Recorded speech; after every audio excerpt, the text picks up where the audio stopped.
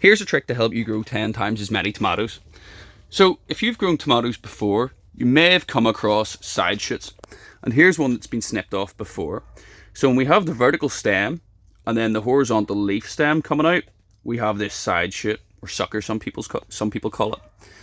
Now, one thing you might not know is that if you cut these side shoots off and pot them into a little pot of compost, you can actually grow a whole new plant, and we can see that there's roots in the bottom of that. So when we take off our side shoots from these plants, sometimes we like to pop them in here, or we can pop them in these little pots.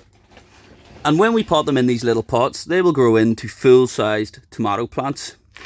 So if you're early enough in the season, you can get a bit of a head start by separating these seedlings out and then growing them on, and they'll produce nice big plants.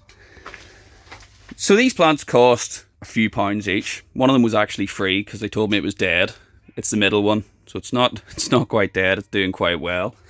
And as you can see, we have lots of nice green tomatoes on there that are soon going to turn red.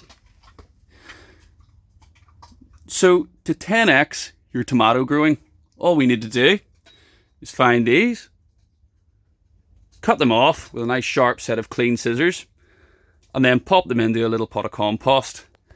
And then once they're big enough, we can then pot them into bigger pots or pop them outside.